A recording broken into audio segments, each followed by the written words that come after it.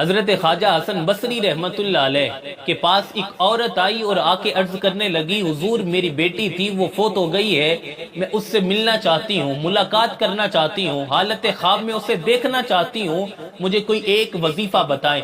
تو حضرت خواجہ حسن بصری رحمت اللہ علیہ نے کہا کہ ایسا کرو کہ نماز عشاء پڑھنے کے بعد 4 رکعت نوافل ادا کرنا، اور 4 رکعت نوافل میں سورہ فاتحہ کے بعد سورہ تکاثر پڑھنا، اور اس کے بعد درود پاک کا ورد کرتے کرتے سو جانا، اللہ تعالیٰ کرم کرے گا۔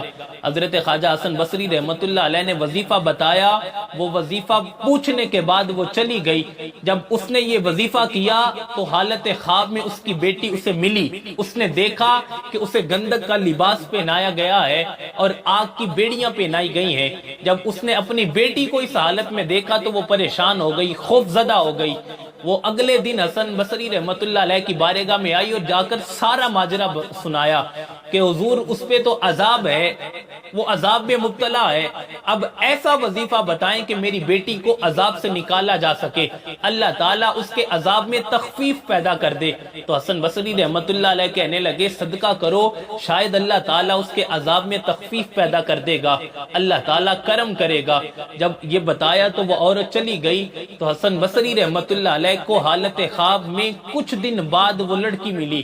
جب آپ نے دیکھا کہ جنت کا نظارہ ہے، خوبصورت نظارہ ہے، اور جنت میں ایک تخت ہے اور تخت پر وہ لڑکی تشریف فرما ہے، حضرت خواجہ حسن بصری رحمت اللہ علیہ نے پہچانا نہیں۔ وہ لڑکی کہنے لگی حضرت مجھے پہچانا ہے، میں کون ہوں؟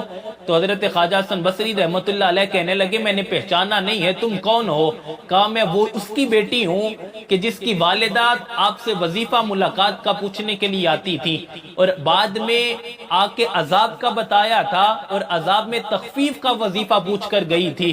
حسن بصری رحمت اللہ علیہ کہنے لگے وہ تو کہتی تھی کہ میری بیٹی عذاب میں مبتلا ہے، اسے آگ کی بیڑیاں پہنائی گئی ہیں اور گندک کا لباس پہنایا گیا ہے، کیا وجہ ہے کہ تم شاہانہ زندگی گزار رہی ہو؟ اللہ تعالیٰ کی انوار و تجلیات کا نزول ہو رہا ہے، اللہ کا خاص فضل و کرم ہے، کیا ان کے دیکھنے میں کوئی کمی رہ گئی تھی؟